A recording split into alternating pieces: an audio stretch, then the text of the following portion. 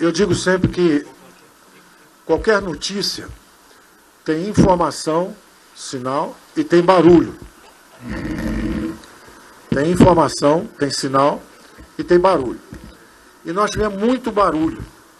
Eu quero dar um esclarecimento importante, porque nós tínhamos um plano de fazer justamente dentro do teto um Bolsa Família, que seria em torno de 300, e ao mesmo tempo um imposto de renda que daria a fonte. Então você tem o espaço fiscal para fazer o Bolsa Família e tinha a fonte que seria imposto de renda. De repente, vocês sabem, chegou o que eu chamei de um meteoro. Nós temos limites de gastos e, de repente, um outro poder independente nos pediu para pagar muito mais do que estava previsto. Nós tínhamos que tomar uma decisão, o presidente tomou a decisão correta. Nós vamos simplesmente inviabilizar os programas sociais? Não. Nós temos que conversar com o Supremo, temos que conversar com o Congresso e elaboramos. O presidente Arthur Lira, o presidente Pacheco, o Executivo, ouvindo o ministro do Supremo, elaboramos o que seria uma PEC dos precatórios. Essa PEC dos precatórios, na verdade, é o seguinte: todos os brasileiros, todos os pequenininhos que têm causas, recebem o seu dinheiro. Pensão alimentar, todo mundo recebe. Agora, os maiores, normalmente tem bancos, advogados envolvidos no tratamento desses precatórios. Nós desenhamos uma PEC que é transformadora, porque, de um lado, ela permite a expansão do nosso programa social. E, de outro lado, ela vira uma ferramenta para acelerar a transformação do Estado brasileiro. Então, em vez de você ficar esperando para receber o dinheiro, você pode participar de uma compra de um campo de petróleo, você pode participar de uma compra de imóveis, você pode ajudar o Brasil a desinvestir nas atividades onde ele não está mais tendo grande eficácia social, justamente para ele deslocar o dinheiro para reduzir a pobreza, para remover as desigualdades sociais, para dar oportunidade de emprego, para dar oportunidade de educação. Então, nós já tínhamos um Bolsa Família pronto quando fomos atingidos pelo meteoro. Trabalhamos essa PEC dos precatórios para abrir essa oportunidade de novo. Justamente para abrir essa oportunidade. Mas como o imposto de renda não avançou no Senado, foi aprovado na Câmara, mas como ele não avançou no Senado, nós perdemos a fonte. Nós perdemos a fonte, nós não tínhamos o dinheiro para pagar mais aqueles 300. A desvantagem é que perdemos a fonte. Mas o presidente chamou atenção, e aí ele chamou a atenção da equipe toda, e equipe que eu digo não é economia só, toda a equipe de ministros, e disse: olha, eu estou sem essa fonte para fazer um programa permanente. Mas nós não podemos ajudar, não pode ser um programa temporário. Temporário, inclusive, pode ser um pouco acima. Porque já que 50% da inflação no mundo inteiro foi comida e energia, a comida está mais cara, a energia está mais cara, o gás de cozinha, nós não podemos deixar os mais frágeis desprotegidos. Então nós criamos um conceito. O presidente disse o seguinte: vamos dar R$400 pelo menos para cada família. Então vamos ampliar a base de 14 milhões para 17 milhões de famílias e vamos ampliar o valor de 179 para R$400. Isso é mais de 100% de aumento, ou seja, estendendo um olhar para os mais frágeis e desprotegidos, vamos pagar mais. Mas eu dizia que nós só tínhamos espaço no teto para 300. Então, naturalmente, você criou um problema. Qual é o problema? Por um lado, você quer ajudar os mais frágeis. E é natural, e a ala política, e isso é que eu acho que criou todo esse barulho. Enquanto eu estava lá fora, fui representar o Brasil lá fora, onde nós estamos muito bem avaliados, que o Brasil caiu menos, voltou mais rápido e está crescendo mais do que a média dos avançados, a zona do euro, a América Latina. Então, enquanto todo mundo lá fora está vendo o resultado, um avanço do Brasil, vacinou 90% da população, a pandemia está sendo abatida pelo avanço da nossa situação sanitária. Quando o Brasil tem tudo para retomar o crescimento, 500 bilhões de investimentos já contratados, meio trilhão já contratados para os próximos anos, o Brasil vai crescer mais do que as previsões para o ano que vem. O Brasil vai crescer bem mais do que as previsões estão sendo feitas. Mas enquanto eu estou fazendo isso lá fora, naturalmente a política começa a sacudir. E o dinheiro dos mais frágeis? Nós estamos sem imposto de renda. Se estamos sem imposto de renda, nós vamos precisar tirar dinheiro de algum lugar. E se for 400? Bom, mas aí fura o teto. Aí começa aquele balança e começa a barulheira. E aí começa uma aparente briga entre a ala política e a ala econômica. Evidente que um governo, e essa é a dificuldade do presidente, e ao mesmo tempo o mérito de um bom presidente, é saber pesar as duas coisas. Então tem uma ala política que pede, vão dar um auxílio de 500, 600, 700. E tem uma ala econômica que fala, olha, só temos até 300. O teto é só até 300. Ora, deve haver uma linha do meio entre essa austeridade financeira, de um lado, esse compromisso com as futuras gerações. O Brasil fez isso o tempo inteiro. O Brasil, não faltou dinheiro para a saúde, mas o Brasil é o país que menos cresceu a dívida, combateu com maior eficácia. Gastou bastante, gastou o dobro dos emergentes, 10% acima da média dos avançados, mas a dívida não subiu tanto, porque nós soubemos combater isso, desinvestindo em outras áreas para ajudar o social. Então o presidente traçou a linha, falou, olha, vamos até 400. Não são os 600 que a ala econômica, que a ala política pode querer ter, mas também nós precisamos arrumar um dinheiro extra aí. E aí tem uma sutileza, que é o seguinte, como não há uma fonte permanente era os 300, é o que cabe dentro do teto. Mas como não há essa fonte permanente, porque o imposto de renda não andou, ele impulsou no Senado, como ele não andou, o governo não podia ficar parado. O presidente tem que dizer, olha, eu não vou deixar de assistir os mais frágeis, vai acabar o auxílio emergencial, como é que nós vamos ficar? Nós precisamos da solução. Como a solução tecnicamente correta não funcionou, e a situação dos mais frágeis piorou, porque a inflação, como disse o presidente, comida subiu, energia subiu, nós vamos ter que gastar um pouco mais. E aí começamos a construir isso juntos. Inclusive, os dois, os nossos secretários que pediram para sair, eles saíram, é natural. O jovem é secretário do Tesouro, está tomando conta lá do Tesouro, o outro é secretário da Fazenda, tomando conta da Fazenda. Eles querem que fique no 300, que fique dentro do teto. A ala política, naturalmente, olhando para fragilidades dos mais vulneráveis, diz, olha, nós precisamos gastar um pouco mais. Deve haver uma linha de equilíbrio aí. E é isso que estava sendo discutido e é isso que entrou na PEC do precatório. Entrou o seguinte, olha, vamos, então, botar os 400, mas aí precisamos para esse olhar. Como é que nós vamos atender? Porque ninguém vai questionar esses R$ 400 para os mais frágeis. Subiu o preço da comida, subiu o preço do gás de cozinha. Então, a equipe econômica estava numa ponta, os gastos vieram de 26% do PIB para 19,5%, e de 19,5% iam cair para 17,5% o ano que vem. Nota 10 do ponto de vista técnico de capacidade de ajuste, mas talvez nota 5 em política, ou nota 4 em política, porque não está atendendo os mais vulneráveis. Aí você vai para a turma da política, bota 600, bota 700, nota 10 na política, mas nota 4, nota 3 na economia, desorganiza a economia, fura o teto, começa uma confusão. Então, essa era a grande discussão que estava havendo, e isso virou, por falta de comunicação, um colapso de comunicação nosso mesmo, nosso. A economia, com a ala política, nosso, do lado de cá. E de uma certa falta de boa vontade e tolerância conosco. Nosso governo é um governo que tem sofrido disso. Então, o resultado, isso virou uma guerra intestina, que está todo mundo brigando com todo mundo quer sair, etc. Nós entendemos os mais jovens que dizem, olha, a linha é aqui, não pode furar o teto. Nós entendemos a política que diz o seguinte, olha, o teto é um símbolo de austeridade, é um símbolo de compromisso com as gerações futuras. Mas nós não vamos deixar milhões de pessoas passarem fome para tirar 10 em política fiscal e tirar 0 em assistência aos mais frágeis. Como nós temos que manter a nossa trajetória de consolidação fiscal, o que nós estamos fazendo? Gastamos 26,5 durante a crise, 19,5 esse ano, e em vez de 17,5 o ano que vem, tirar 10 em fiscal e 0 em preocupação social, deixa gastar um pouco mais, e aí eu falava, um pouco mais de 30 bilhões para atender tudo isso, Também, se for o caso, o Brasil roda em cima do modal rodoviário.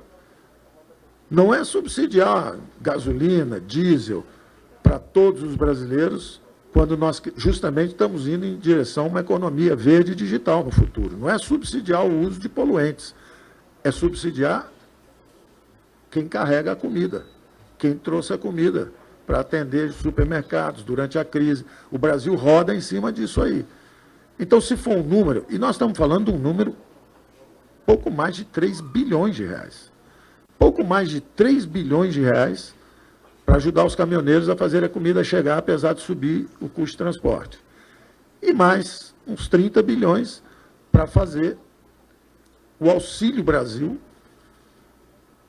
atender a 16 milhões de famílias, com um conceito que já no início da campanha política o presidente tinha, nós defendíamos uma renda básica, um conceito de renda básica, justamente de proteção social.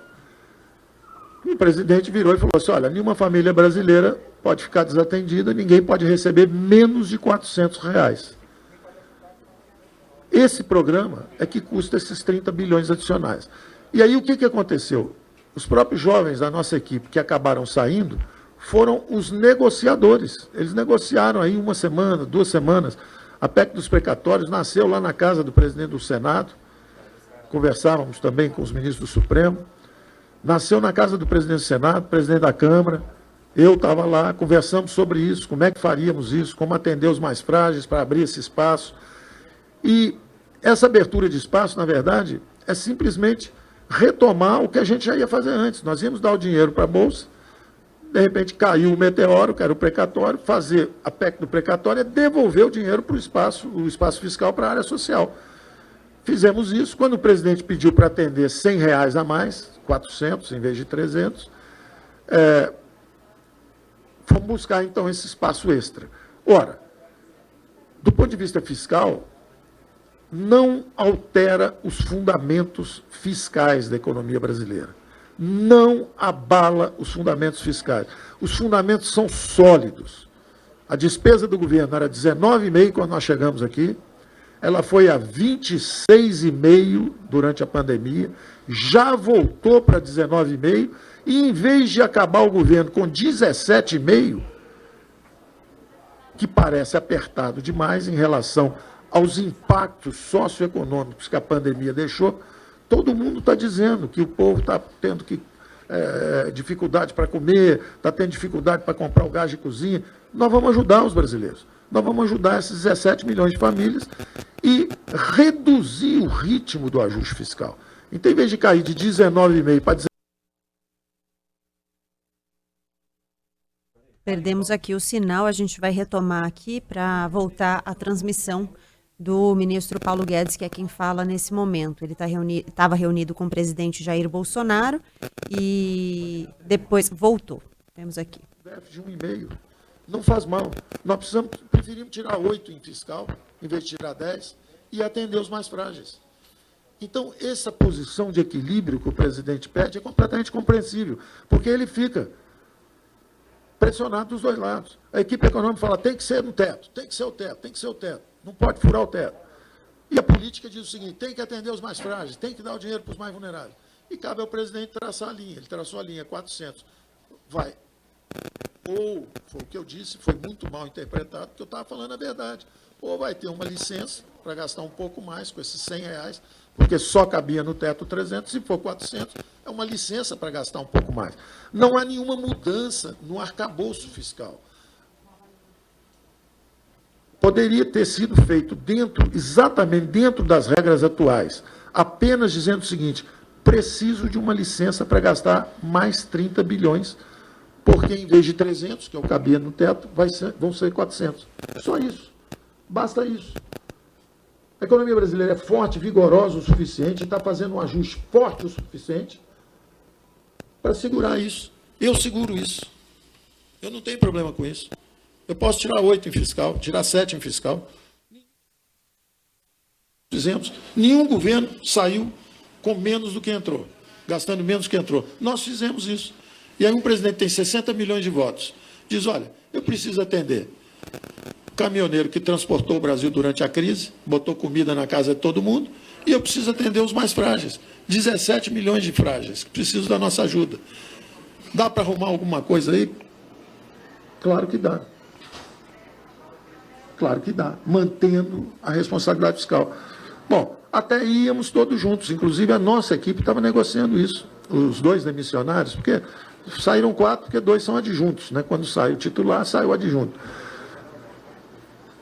Mas os 2 que saíram são jovens, técnicos, trabalhadores, sérios, boas pessoas, imbuídas do trabalho dele. Meu trabalho no Tesouro é trancar aqui e não sai dinheiro nenhum. Mas nem para os mais frágeis, estão passando a fome, não sai dinheiro nenhum. Ora, cabe justamente ao presidente politicamente dizer, olha, é preciso atender isso e eu tenho que tomar a responsabilidade por dizer o seguinte, olha, até aqui dá para levar.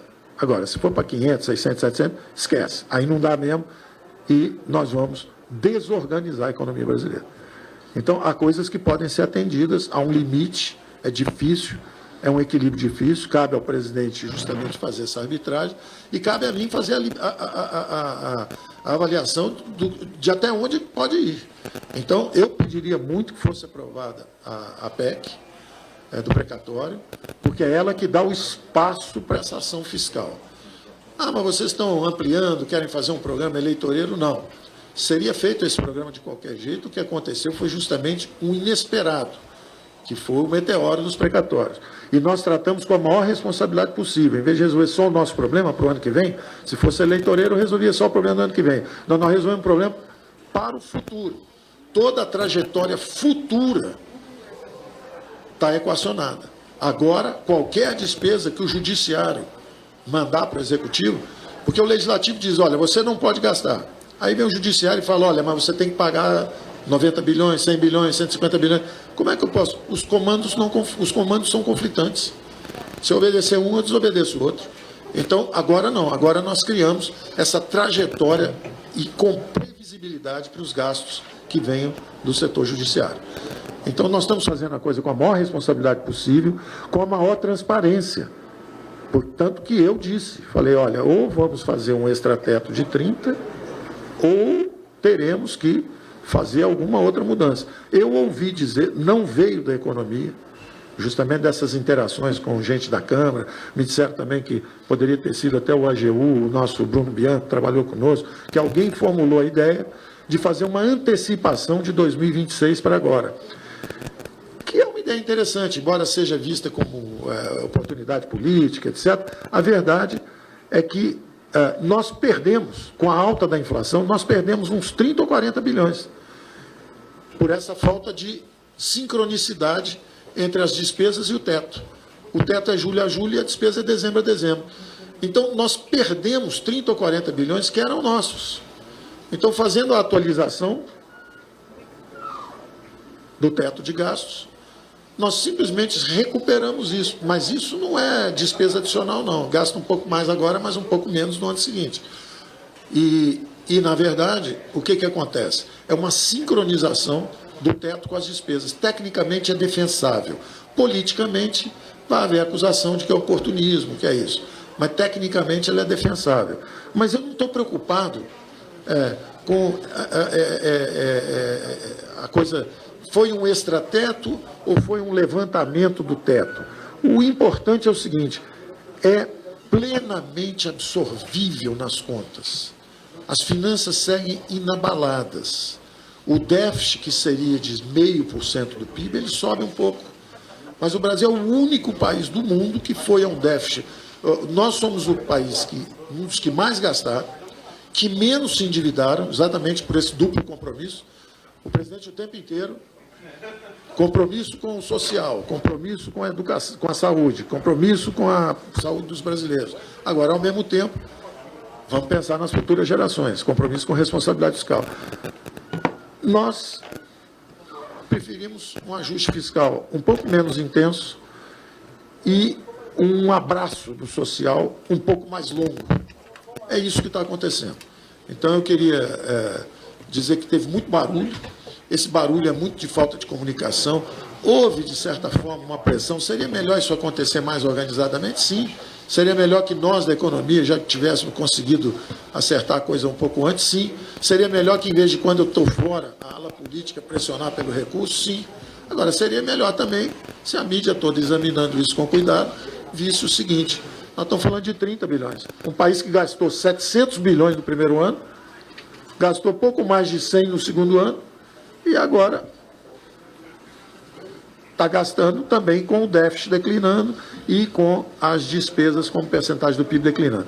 Então, eu queria só agradecer ao presidente pela confiança, agradecer ao relator Hugo Mota por ter feito um trabalho muito dentro do espírito original que nós fizemos, embora, evidentemente, a verdade vos libertará, não é isso, presidente? Então, a ideia do teto, ela veio de outro lugar, mexer no teto. A preferência da economia era até dizer, olha, deixa o teto aí e faz um excesso aqui do lado, pede uma autorização para gastar um pouco mais, mas tecnicamente é defensável. E nós queremos anunciar também que a saída de um jovem que a gente compreende, né, a função do jovem é defender, a função da política é atacar, a função do presidente é mediar, a minha é avaliar até onde está indo ou não pode ir, para não desorganizar a economia. O que eu posso dizer é que eu estou nomeando alguém bastante sênior, com muita formação, muita experiência, para o lugar do antigo secretário especial nós chamamos agora de Tesouro e Orçamento, que era o Funchal. Sai o Funchal e entra o André Esteves, o André Colnago. André Colnago. É o André Esteves Colnago. Ele é Esteves Colnago. Ele não tem o André, né? Então, eu vou dizer porque é o Alto Vale, porque andaram levando o nome lá para o André Esteves, levando sugestões, pedindo ao presidente. Teve uma ala política que andou indo lá no André Esteves, do BTG, perguntando assim, se o Paulo Guedes sair, quem é que a gente pode botar lá? Dá para emprestar o Mansueto? Então, umas coisas desse tipo. Então, eu, por ato falho aqui, falei no André Esteves. Sei que o presidente não pediu isso, porque acredito que ele confia em mim e eu confio nele, mas sei que muita gente da ala política andou oferecendo o nome e fazendo pescaria, inclusive lá. Então, o nosso Esteves Colnago, muito experiente, está assumindo essa secretaria, estou absolutamente tranquilo, porque todo mundo diz que é interessante falar assim, a equipe, ele perdeu 6 pessoas, 18 pessoas, tem pessoas que eu não conheço, eles botam na lista que eu perdi, foi uma perda terrível, eu nem conheço a pessoa e foi uma perda terrível para mim. Então, eu realmente tenho tentado sempre fazer substituições que aumentem a qualidade da equipe. Eu não tenho a menor dúvida que a entrada do Esteves puxa a média para cima. Não tenho a menor dúvida. Super experiente, estava numa função de advisor meu pessoal, fazendo as coisas com o Senado, com a Câmara, e ele assume, bota a mão na massa, que ele já botou várias vezes. Tem uma carreira brilhante no setor público, de absoluta confiança, é um símbolo do bom funcionalismo público brasileiro. Um homem que não pensa, não pede ajuda, não pede conselho, não pede nada. A gente é que tem que ajudar, às vezes, a resolver os problemas que ele possa ter. Só pensa em ajudar o Brasil. Entra governo, sai governo, ele está aí fazendo o trabalho dele, alta inteligência emocional. Os congressistas me pediam, manda o Esteves. Tinha um problema assim, não manda A, não manda B, não manda C, manda o Esteves. Pela alta inteligência emocional, conhecimento, um domínio de máquina. Então, nós estamos fazendo uma substituição, com todo respeito ao mais jovem, o problema é ser jovem, é só mais jovem, mas uma substituição muito efetiva. E, por outro lado, minha absoluta confiança nele, ele escolhe o secretário do Tesouro. Ele escolhe o secretário do Tesouro que ele quiser. Então, estamos anunciando isso também de uma vez. Obrigado, presidente. Precisamos de apoio do Congresso, aprovar o precatório.